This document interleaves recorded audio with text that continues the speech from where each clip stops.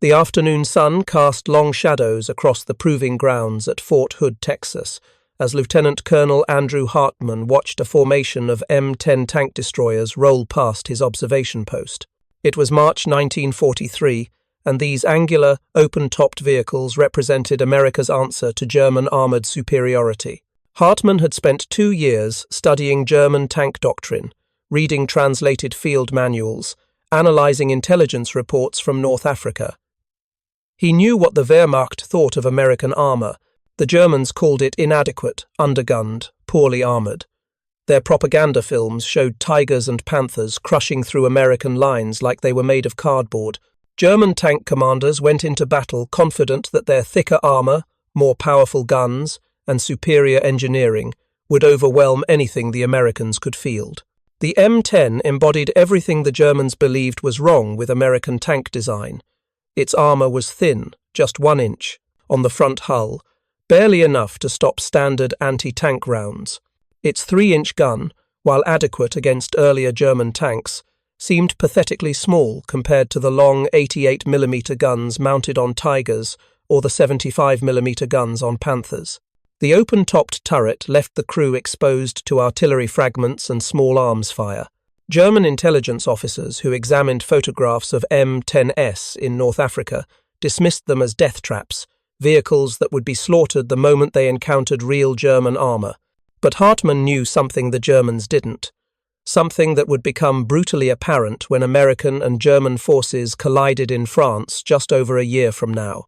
That 3-inch gun, officially designated the 76mm M7, could punch through a Panther's side armour at 1,200 yards, and the M10's relatively lightweight and powerful engine gave it something far more valuable than thick armour. It gave it the ability to be where German tanks didn't expect it, firing from angles German armour couldn't protect against. If you're enjoying this deep dive into the story, hit the subscribe button and let us know in the comments from where in the world you are watching from today.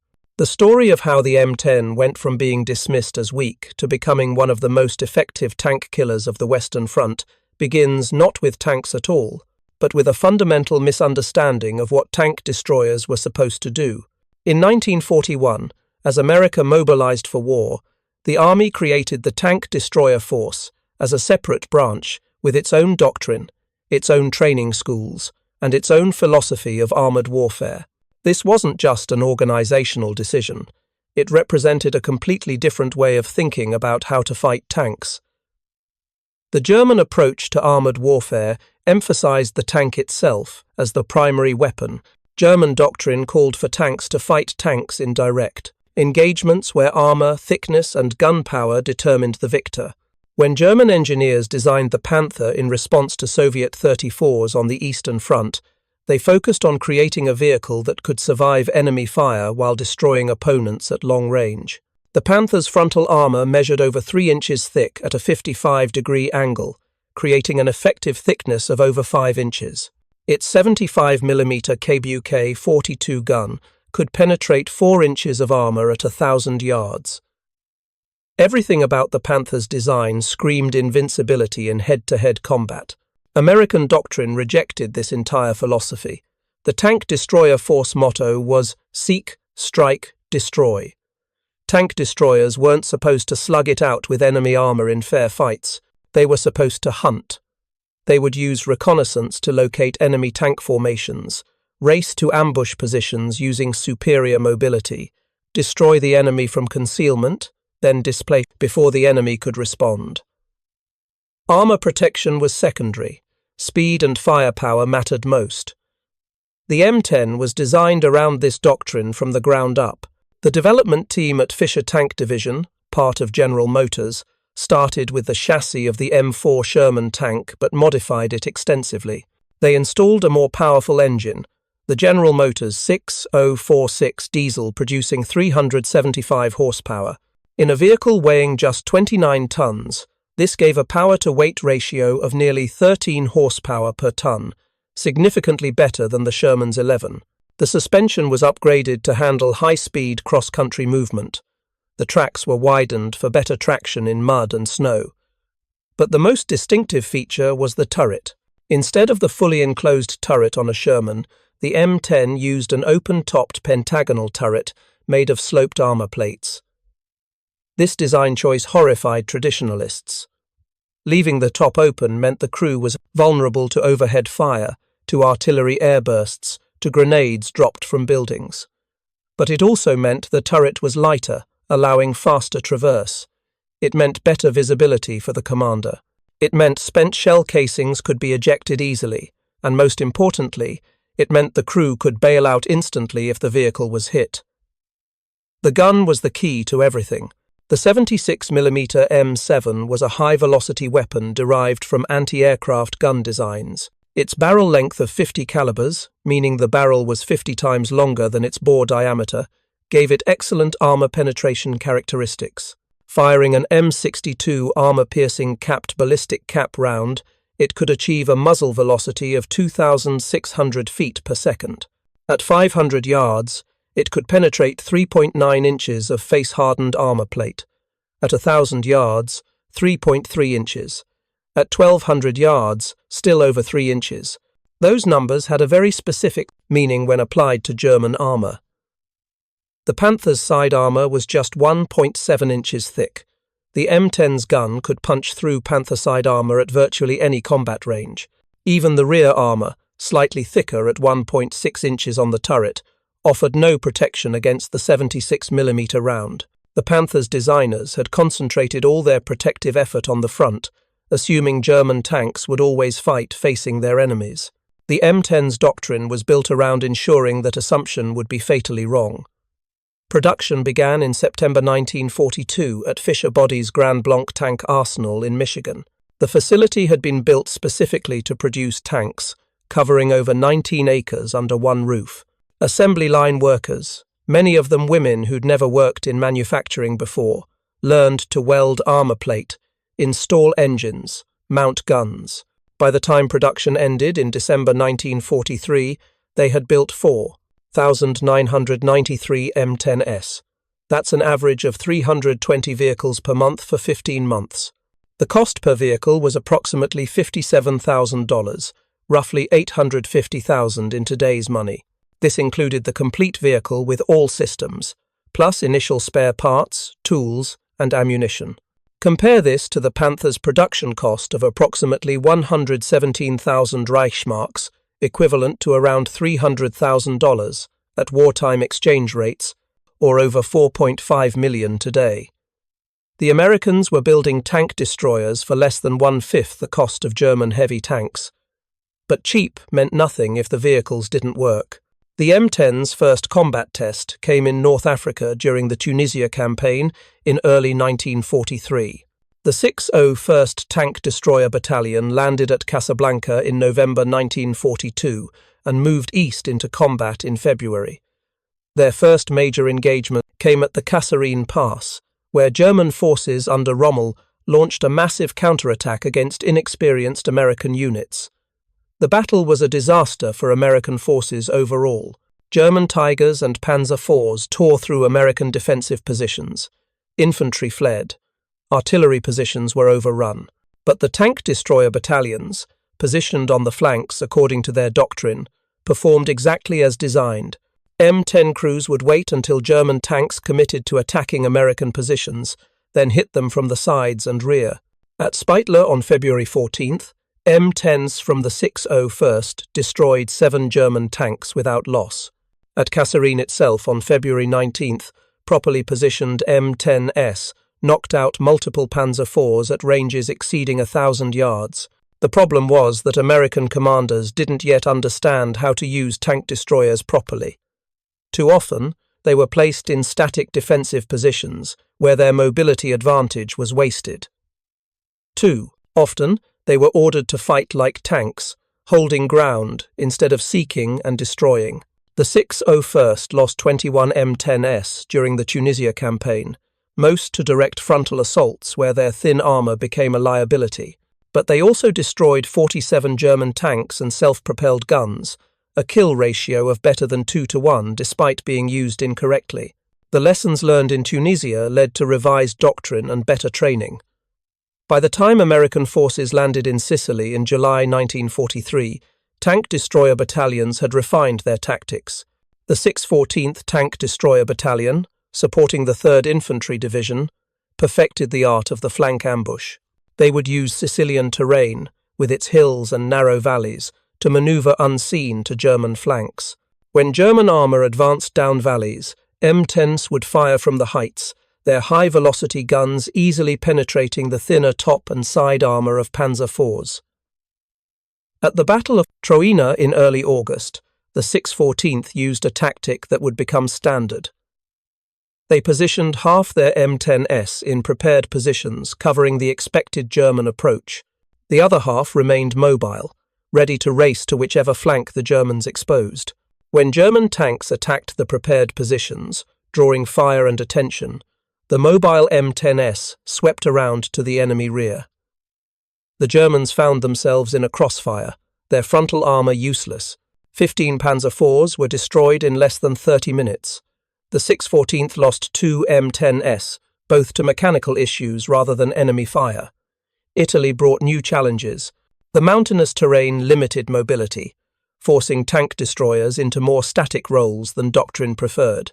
But it also meant engagement ranges were often shorter, negating some of the German advantages in gunpowder and armour. At the Rapido River crossing in January 1944, M10s provided crucial fire support, their guns elevated to hit German positions on the heights above. At Anzio, tank destroyer battalions held key positions in the beachhead perimeter, their guns just as effective against German infantry and fortifications as they were against tanks. But the real test was coming. In June 1944, American forces would land in Normandy and begin fighting their way across France toward Germany. And waiting for them were Panthers. Thousands of Panthers, with their thick frontal armour, their powerful guns, their reputation for invincibility. German commanders were confident. American tankers were terrified. And M10 crews were about to prove that in war, mobility and tactics beat armour and firepower every single time. The bocage country of Normandy was a tank destroyer's nightmare. The thick hedgerows that divided every field created tiny compartments where visibility rarely exceeded 100 yards. German defenders could hide Panthers in the hedgerows and ambush passing American columns at point-blank range. The terrain negated the M10's mobility advantage. There was nowhere to maneuver, nowhere to flank, just head-on engagements in close quarters, where the Panther's thick frontal armour made it nearly invulnerable. American casualties in the first weeks after D-Day reflected this reality. Tank destroyer battalions supporting the infantry divisions struggling through the bocage took heavy losses. The 803rd Tank Destroyer Battalion lost 11 M10s in the first 5 days of combat, most to Panthers firing from concealment at ranges under 200 yards. At those ranges, the Panther's gun could penetrate the M10's frontal armour with ease, while the M10's gun bounced off the Panther's frontal plate. But even in the bocage, smart crews found ways to win. Staff Sergeant Roy Anderson commanded an M10 in the 776th Tank Destroyer Battalion supporting the 2nd Infantry Division. On June 15th, near Saint-Jean-de-Daille, his platoon encountered 2 Panthers, blocking a road. Standard doctrine said don't engage from the front. But there was no room to maneuver around them. The hedgerows prevented flanking. A direct assault would be suicide. Anderson studied the terrain. The Panthers were positioned to cover the road, their thick frontal armour facing the expected American approach. But they were also positioned in a slight depression, with their hulls slightly angled to use the terrain for additional protection.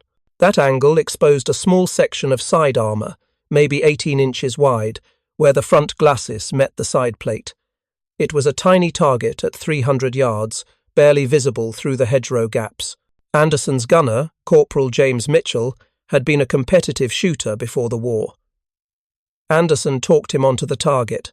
First round missed, hitting the frontal armour and ricocheting into the sky. The Panthers started traversing their turrets toward the threat. Second round hit the gap perfectly, penetrating into the hull. The Panther exploded, its ammunition cooking off in a massive fireball. The second Panther, unable to see where the shots were coming from through the smoke and hedgerows, retreated. The road was clear.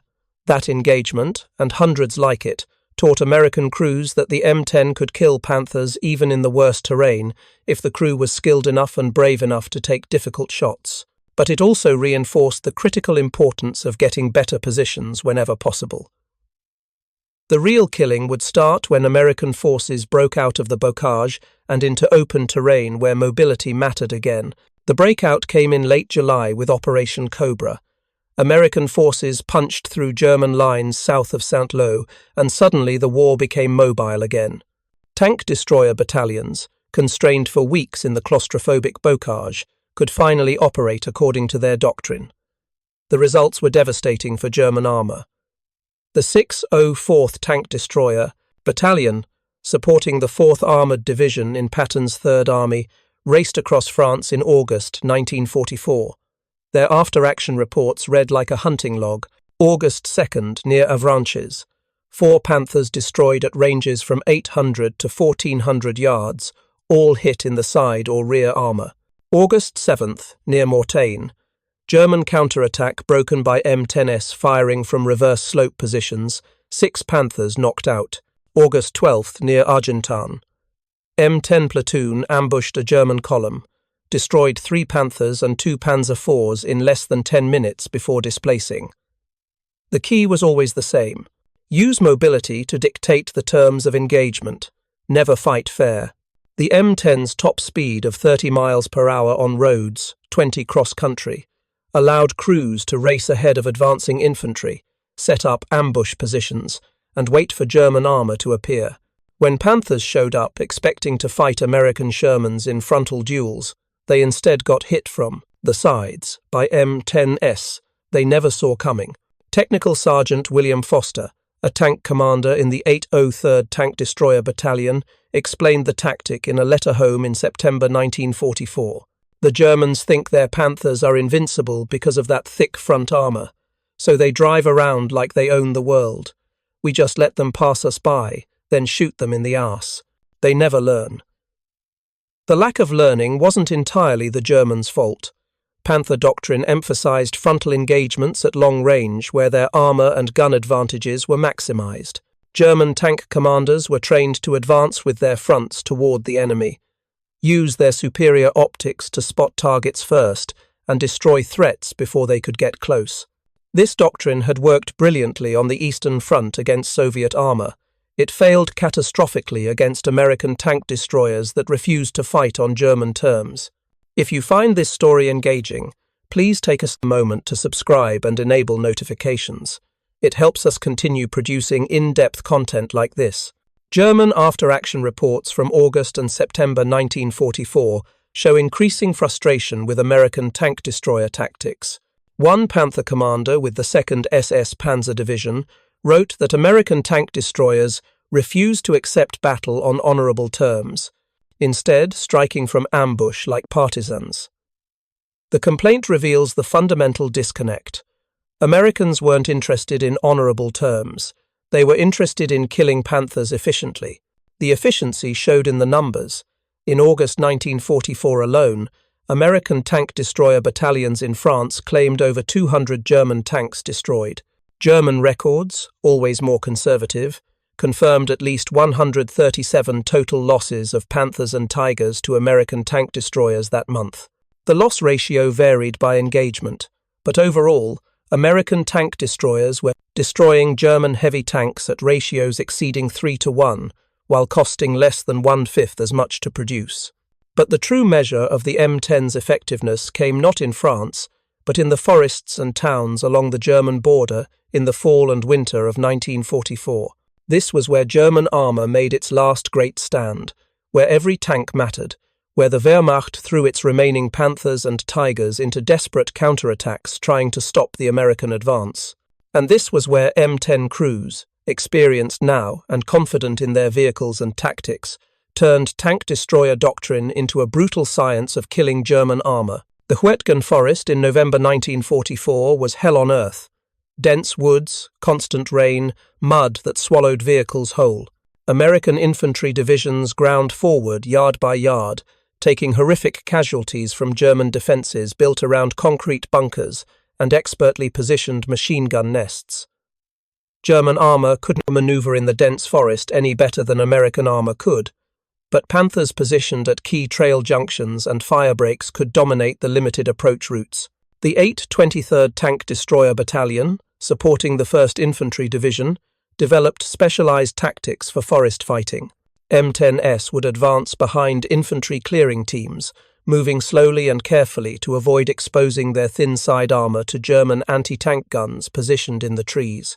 When infantry reported Panthers ahead, the tank destroyers would wait for artillery to suppress German infantry, then rush forward to point-blank range, often under 100 yards, and fire multiple rounds rapidly into the Panther's side or rear before reversing back into cover. It was dangerous, terrifying work. The open-topped turret that provided such good visibility in open terrain became a liability when fighting in forests where snipers could fire down from trees.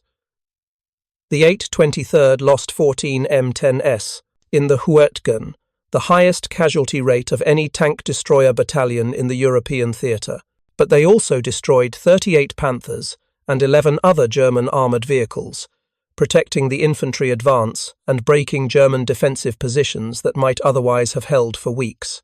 The crew of M10 No. 2-3, commanded by Sergeant Harold Thompson, exemplified the courage required. On November 24th, near the town of Grossau, Thompson's M10 was supporting an infantry company assault on a fortified German position. A Panther appeared from a concealed position just 70 yards away and fired, the round passing through the M10's thin frontal armour and killing the driver instantly. The M10's engine was disabled. The vehicle was immobile. Standard procedure was to bail out immediately. A disabled tank destroyer was a death trap. But Thompson could see the Panther was now exposed, and American infantry was pinned down by German machine gun fire. If the Panther moved forward, it would slaughter the infantry. Thompson ordered his gunner to keep firing. The turret traverse still worked. The gun still functioned. They pumped 3 rounds into the Panther's side armour at point-blank range. The first penetrated the hull. The second hit the turret. The third caused a catastrophic ammunition explosion that blew the Panther's turret 20 feet into the air. Then Thompson and his surviving crew bailed out and ran for the American lines as German infantry began firing on the disabled M10. Thompson received the Silver Star. His gunner, Corporal Stephen Martinez, received the Bronze Star with Valor device. Their M10 was recovered 2 days later, when American forces finally took the position, towed back to a maintenance depot, and after receiving a new engine and frontal armour plate, returned to service 3 weeks later. That durability, that ability to take damage and be repaired quickly, was another advantage the M10 had over the Panther. American maintenance doctrine emphasized modular components that could be swapped out quickly. A damaged engine could be replaced in a few hours. New armour plates could be welded overnight. M10s that took hits in combat were often back in action within days. Panthers required specialized tools, trained factory technicians, and rare parts that often weren't available. A disabled Panther was usually abandoned or cannibalized for parts to keep other Panthers running. The Battle of the Bulge in December 1944 brought the final test. Hitler's last major offensive in the West sent 3 German armies smashing into American positions in the Ardennes, hoping to split Allied forces and recapture the port of Antwerp. The offensive concentrated Germany's remaining armour reserves, over 400 Panthers and Tigers, supported by hundreds of other tanks and assault guns. It was the largest concentration of German armour since Kursk, and it was aimed directly at thinly held American positions in the Ardennes forest. American tank destroyer battalions bore a disproportionate share of the defensive fighting. The 644th Tank Destroyer Battalion, positioned near Bastogne with the 101st Airborne Division, found itself surrounded when German forces bypassed the town. For a week, the 644th's M10C were the only American armour in Bastogne with guns powerful enough to reliably penetrate Panther frontal armour at combat ranges. The situation at Bastogne revealed both the strengths and limitations of the M10 in desperate defensive combat. The 644's crews couldn't maneuver for flank shots when they were surrounded. They couldn't use their speed advantage when defending fixed positions. They had to fight Panthers head-on, exactly the kind of engagement their doctrine said to avoid. And yet they won. The key was positioning and patience. Lieutenant Colonel Clifford Templeton, commanding the 644, positioned his M10s in carefully prepared positions with clear fields of fire covering the main approach roads.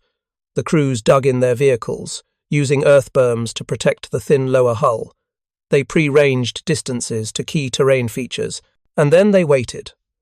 When Panthers attacked on December 21st, advancing confidently toward what they assumed were standard American defensive positions, they ran into a killing ground. The M10 crews held their fire until the Panthers were within 600 yards, close enough that even frontal shots had a chance of penetration if they hit the right spot. The Panthers' frontal armor wasn't uniform. The glacis plate was thick and heavily sloped, nearly impenetrable. But the lower frontal plate, the turret mantlet, and the driver's vision port were all potential weak points. Sergeant Raymond Collins, commanding an M10 in Able Company, described his first engagement. This Panther came down the road like he owned it. I told my gunner, "Wait, let him get closer." At 500 yards, I gave the order. We aimed for the lower front plate. First round bounced.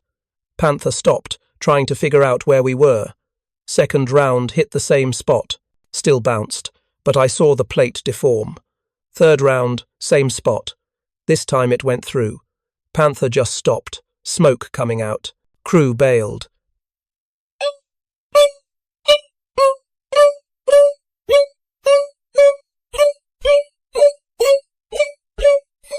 It took 3 rounds to penetrate the frontal armor, but the M10's rate of fire, approximately 6 rounds per minute from a trained crew, meant those 3 rounds took just 30 seconds to fire.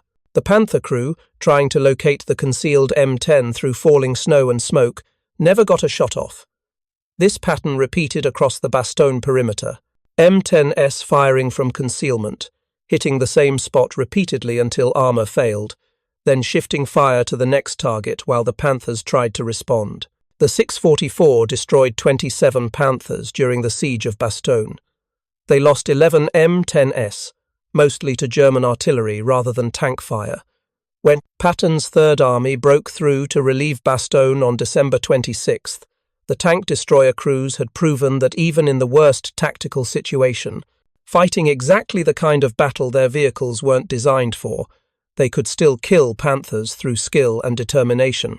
But the Bulge also saw M10 battalions operating in the mobile defense role they were designed for. The 705 Tank Destroyer Battalion, supporting the 82nd Airborne Division near Saint-Vith, used classic tank destroyer tactics during the German advance. As Panthers pushed through American lines, the 705's M10s would allow them to pass, then emerge from concealment to shoot them from behind. On December 17th, one platoon destroyed 6 Panthers in a running gun battle, firing, displacing, and firing again, never staying in one position long enough for German forces to coordinate a response. Staff Sergeant Frank Morrison commanded the lead M10 in that engagement. His after-action report captured the chaos and effectiveness of mobile tank destroyer warfare. We were set up covering a crossroads when we saw Panthers coming. Must have been a whole company. We let the first 3 pass, hit the 4th one in the rear, then got the hell out of there. Displaced about 400 yards, set up again. The Panthers were all confused, some turning around, some trying to push forward. We hit another one from the new position. Then we heard our other platoon engaging from the other flank. The Germans didn't know which way to face. We kept moving and shooting. By the time it was over, we'd knocked out 6 Panthers, and the rest retreated. We lost 1 M10 when a Panther got lucky with a long-range shot, but the crew got out okay. This was tank destroyer doctrine executed perfectly. Use mobility to create confusion. Hit from unexpected angles. Never stay still. The M10's speed allowed rapid displacement between firing positions. Its relatively lightweight meant it could use minor roads and trails that heavier Panthers couldn't navigate. and its powerful gun meant that even at ranges exceeding 1,000 yards, side and rear shots were lethal. The German offensive finally stalled in early January 1945, stopped by a combination of fuel shortages, American reinforcements, and clearing weather that allowed Allied aircraft to devastate German columns. American tank destroyer battalions had played a crucial role. Across the entire Bulge battle, M10 and M36 tank destroyer battalions claimed over 300 German armoured vehicle kills. German records confirmed approximately 220 total losses to American tank destroyers during the offensive. But the numbers alone don't tell the complete story. Every Panther destroyed by an M10 represented a massive resource imbalance in America's favour. Germany had committed its last operational reserves to the Bulge offensive. Every tank lost was irreplaceable. The Panthers, destroyed in the Ardennes, represented months of German production, thousands of man-hours of labour, scarce resources diverted from other critical needs. Each one cost over $300,000 to produce. The M10s doing the destroying cost $57,000 each. American factories were still producing tank destroyers, along with tanks, trucks, artillery, and everything else the war machine needed. When an M10 was lost, a replacement arrived from the States within weeks. The economic warfare was as lopsided as the tactical warfare. America could afford to trade M10s for Panthers at even exchange rates and still win. The fact that M10s were destroying Panthers at ratios exceeding 3-1 made the equation completely unsustainable for Germany. The winter of 1945 brought the final phase of the war in Europe. American forces pushed across Germany, encountering increasingly desperate German resistance. Panther production had slowed to a trickle as Allied bombing destroyed factories and railroads. The Panthers that remained were often immobilized by lack of fuel or spare parts. Tank destroyer battalions found themselves fighting less mobile armour than scattered defensive positions, but the M10's gun proved just as effective against bunkers and fortified buildings as it was against tanks. The 607th Tank Destroyer Battalion, supporting the 9th Armoured Division during the Rhine crossing in March, used their M10s as assault guns. The high-velocity 76mm gun could punch through the concrete walls of German fortifications. Crews would advance to within 200 yards of bunkers and pump round after round into firing ports and weak points until the position was destroyed or the defenders surrendered. It wasn't the role the M10 was designed for, but the vehicle's versatility made it effective in almost any combat scenario. By April 1945, German resistance was collapsing. Tank destroyer battalions were advancing dozens of miles per day, occasionally encountering scattered Panther units, but more often facing only small arms fire from bypassed German formations. The war in Europe ended on May 8th. American tank destroyer battalions had destroyed thousands of German armoured vehicles over 3 years of combat. The M10 accounted for the majority of those kills. The final accounting showed remarkable statistics. American tank destroyer battalions in Europe claimed approximately 3,900 German armoured vehicles destroyed during the war. German records, always more conservative, confirmed at least 2,400 total losses to American tank destroyers. Of those, approximately 800 were Panthers or Tigers, Germany's most powerful tanks. The loss ratio varied by engagement and unit, but overall, American tank destroyers achieved kill ratios exceeding 3-1 against all German armour types. The M10 specifically, before being phased out in favour of the more heavily armed M36 in late 1944, was credited with over 1,500 confirmed kills of German armoured vehicles.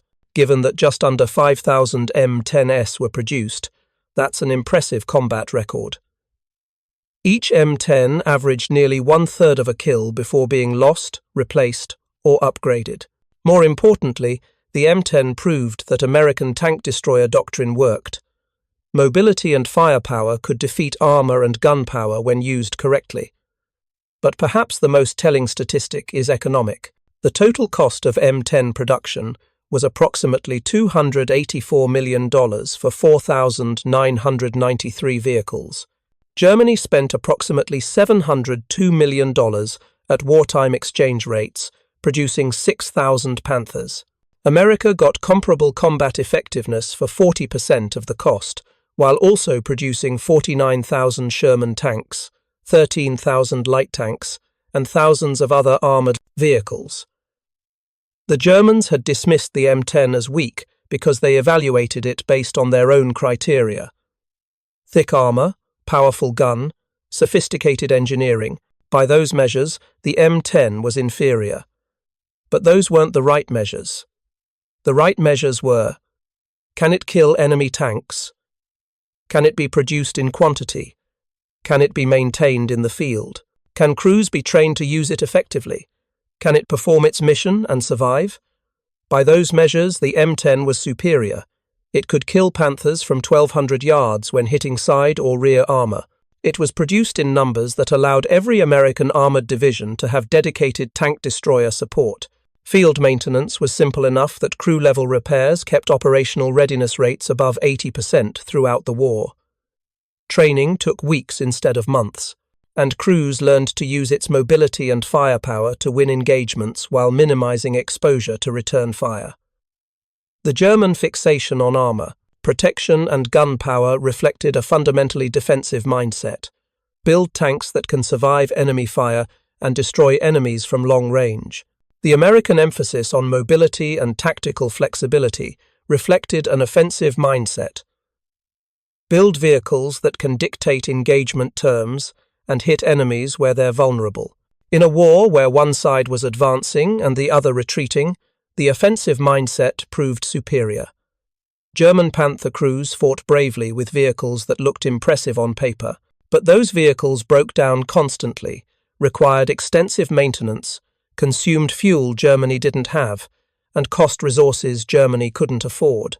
The Panthers that actually made it to combat were often fighting in conditions that negated their advantages against enemies who refused to fight on German terms. American M10 crews fought smart with vehicles designed for the realities of mobile warfare. They were reliable, easy to maintain, cheap to produce, and deadly when used according to doctrine. The M10 wasn't the best tank destroyer on paper, but it was the best tank destroyer for the war America was actually fighting. The crews who served in M10s understood this intuitively. Corporal Richard Hayes, a gunner in the 803 Tank Destroyer Battalion, wrote home in April 1945 as the war was ending. The Germans always had better tanks than us on paper, thicker armor, bigger guns, fancier engineering. But we had something more important. We had tanks that worked, enough of them to matter, and commanders who understood how to use them. That's why we're in Germany, and they're finished.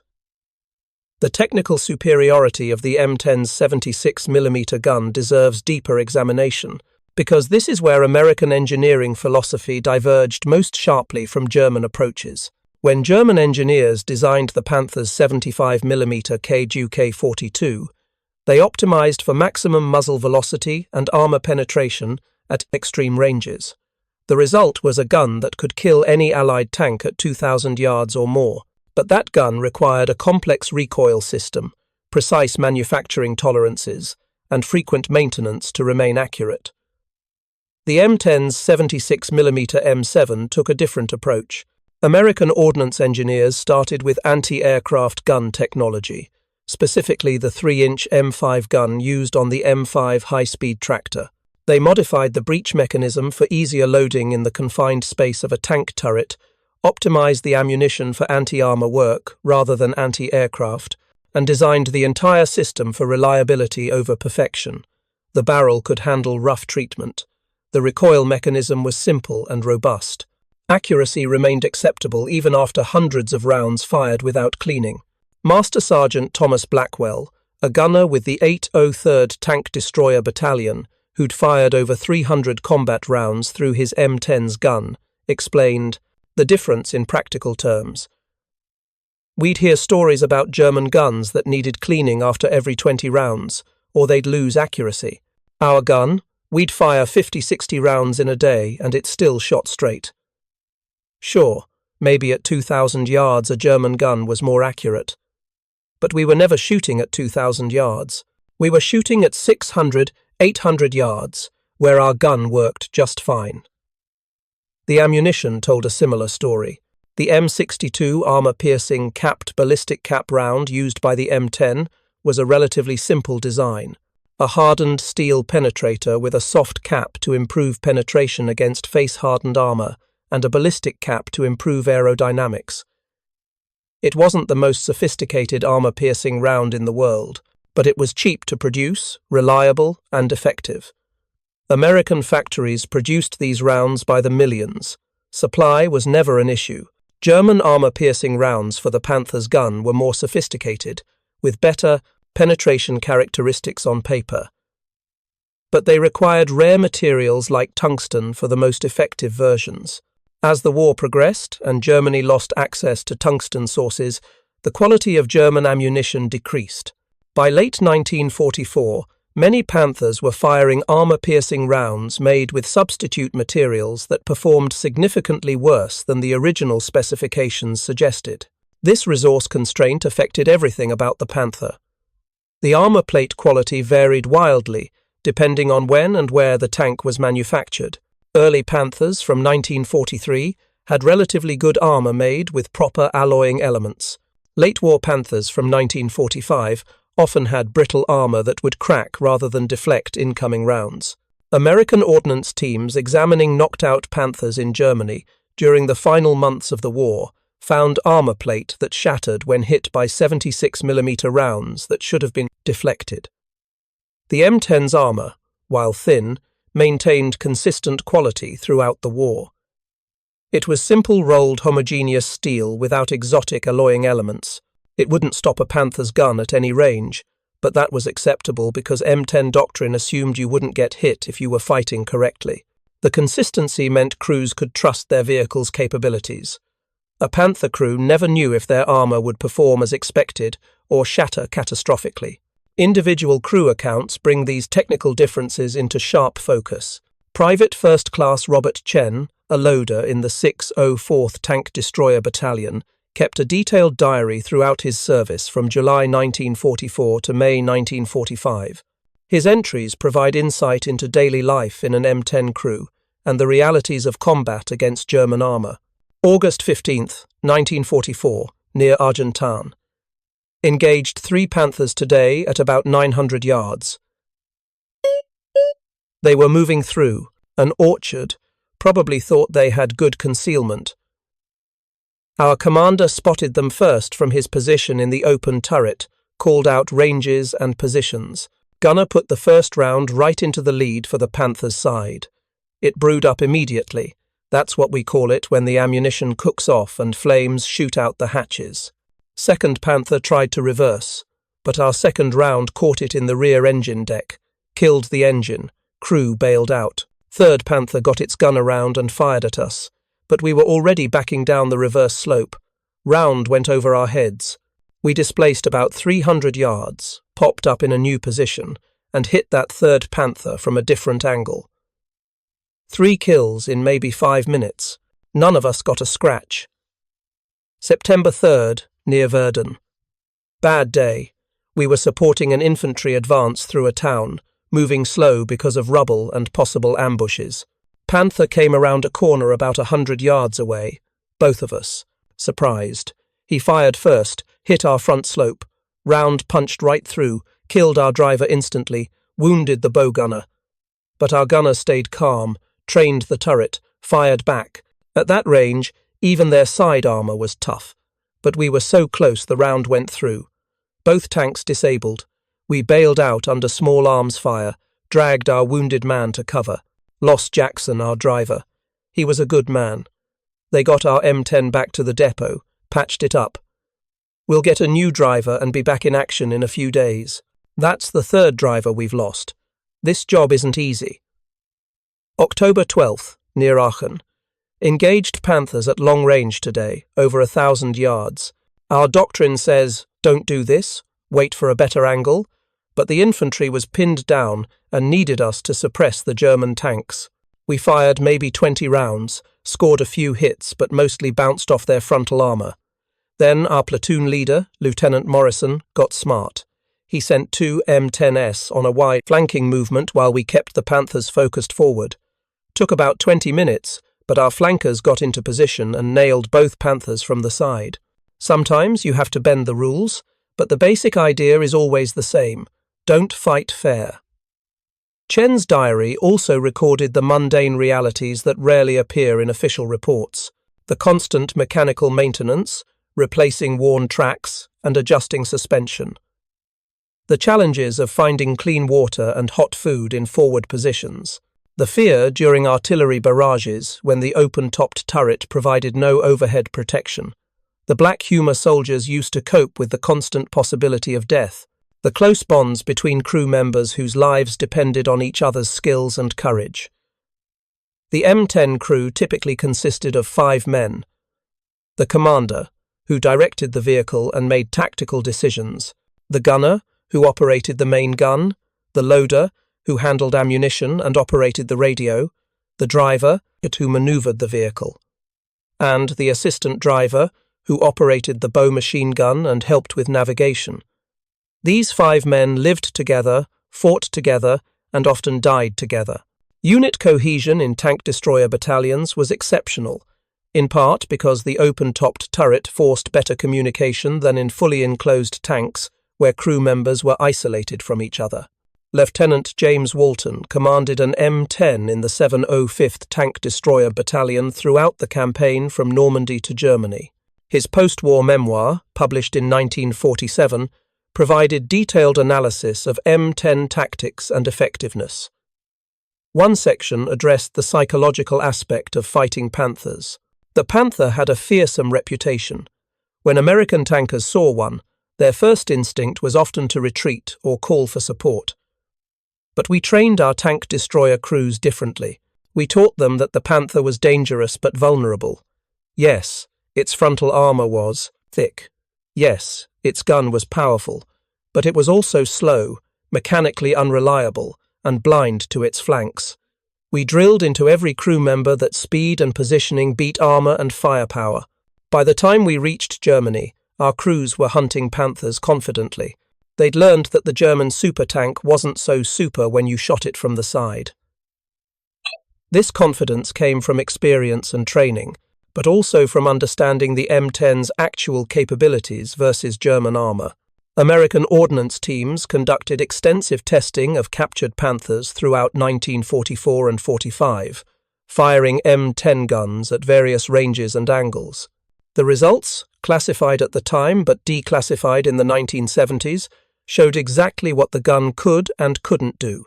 Against Panther frontal armor at combat ranges, the 76mm M62 round had minimal chance of penetration. The glacis plate, 3.1 inches thick at 55 degrees, created an effective thickness over 5 inches. The M62 round could only penetrate about 3.9 inches of face-hardened armor at 500 yards. Direct frontal engagement was suicide unless you could hit weak points like the driver's vision port or the lower frontal plate, and even those were not guaranteed penetrations. Against Panther side armor, the calculation changed completely. The side hull was 1.7 inches thick at vertical. At 500 yards, the M62 had approximately 90% probability of penetration. At 1,000 yards, still over 80%. At 1,200 yards, about 70%. Even at 1,500 yards, the probability remained above 50%.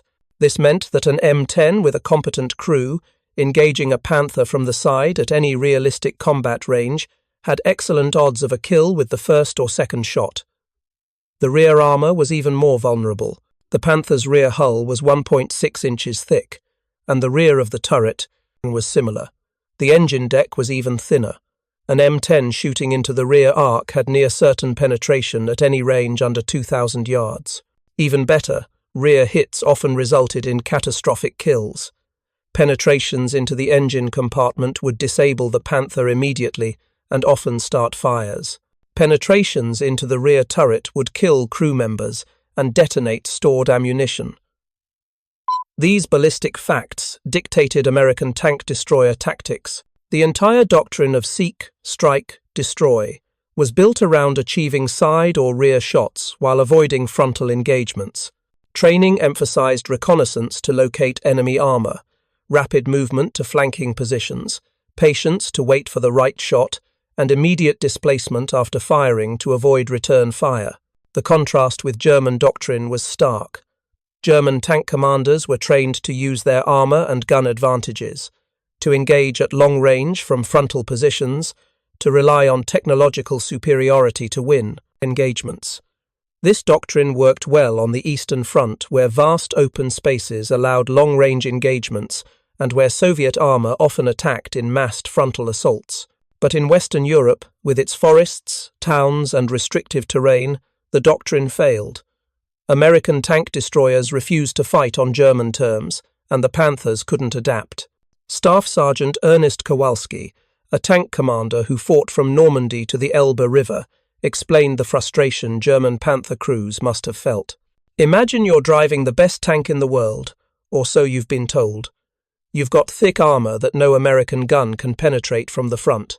You've got a gun that can kill anything the Americans have at ranges they can't even shoot back from. You should be invincible.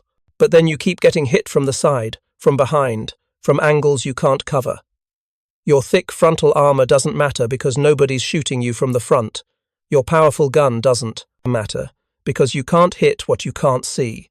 Your supertank is getting destroyed by cheaper, lighter, supposedly inferior American vehicles. That's got to mess with your head. The psychological warfare was real. German intelligence reports from late 1944 warned Panther crews about American tank destroyer tactics, specifically mentioning the M10 and later the M36. The reports instructed crews to maintain all-around security, to never expose flanks, to retreat immediately if fired upon from unexpected angles. But these instructions were nearly impossible to follow in combat. Maintaining all-around security required multiple Panthers supporting each other, but German armor was spread thin by late 1944. Not exposing flanks meant not advancing, which made offensive operations impossible. Retreating immediately when fired upon meant surrendering the initiative to American forces. The kill-loss ratios reflected this tactical dominance.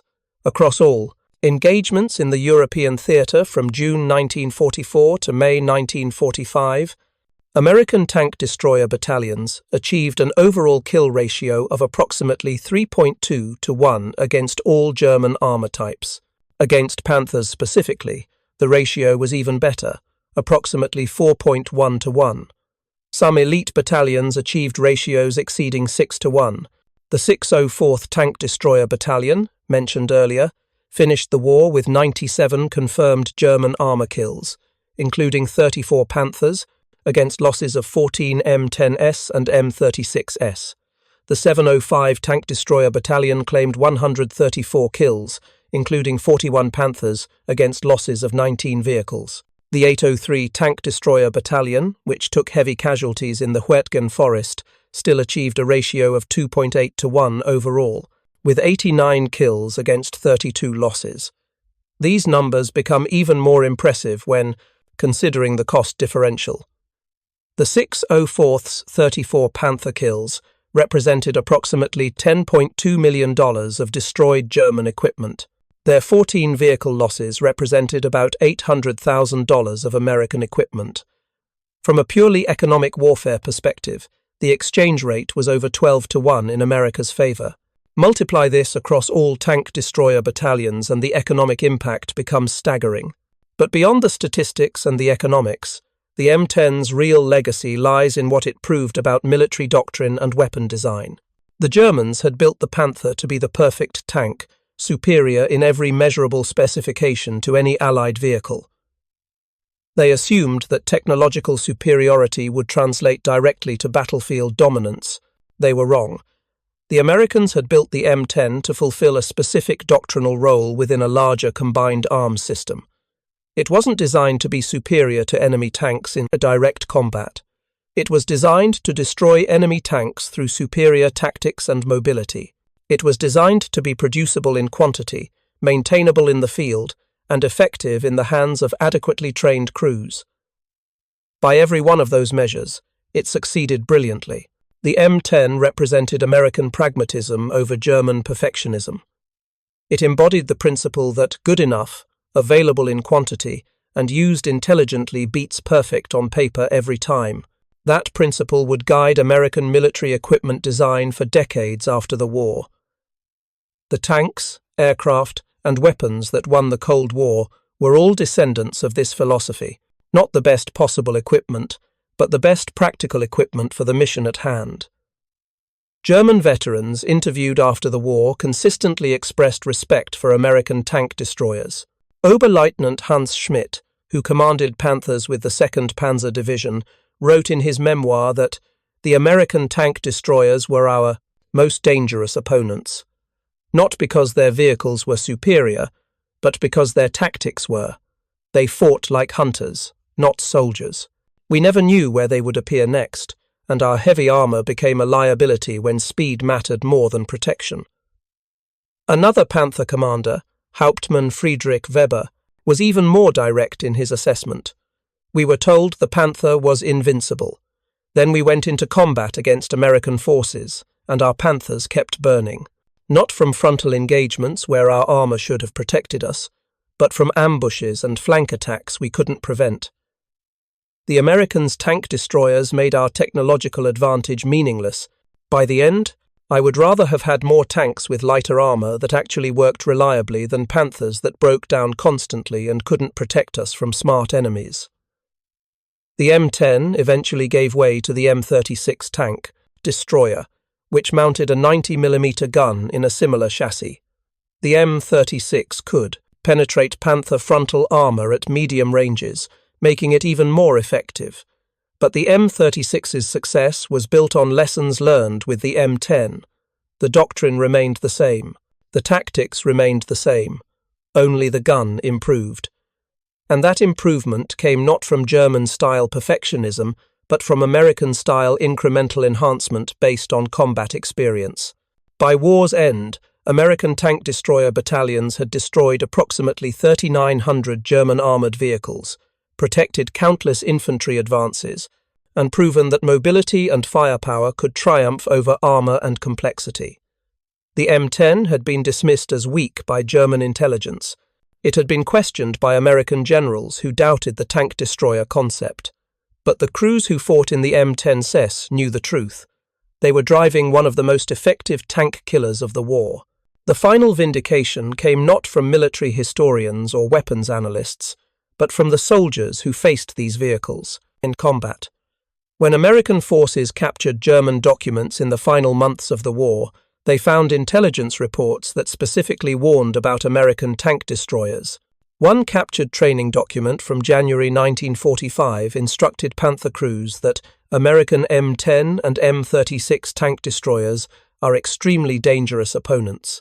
They will not engage in frontal combat where our armor advantage applies. Instead, they use superior mobility to attack from unexpected angles. Crews must maintain constant vigilance and never assume their flanks are secure. That training document proved that the Germans had finally understood what they were facing, but by then, it was too late. Germany had spent enormous resources building technologically superior tanks that couldn't overcome tactically superior doctrine. America had spent modest resources building adequate tanks that, used intelligently, could destroy anything Germany fielded. The war had been decided not by which side had better tanks, but by which side understood how to use the tanks they had. The 76mm gun that penetrated Panther armor at 1,200 yards was just a tool. The real weapon was the doctrine that put that gun in the right place at the right time, the training that gave crews confidence to execute aggressive tactics, the industrial capacity that ensured every loss was replaced, and the tactical flexibility that turned every engagement into an American advantage. The Germans called the M10 weak, but weakness and strength in warfare are not absolute values. They're contextual, dependent on how weapons are used and what they're asked to accomplish. The M10 was weak in frontal combat against Panthers, but it was never meant to fight that way. Used according to its design doctrine, the M10 was devastatingly strong, and in the end, that's all that mattered. Thank you for watching.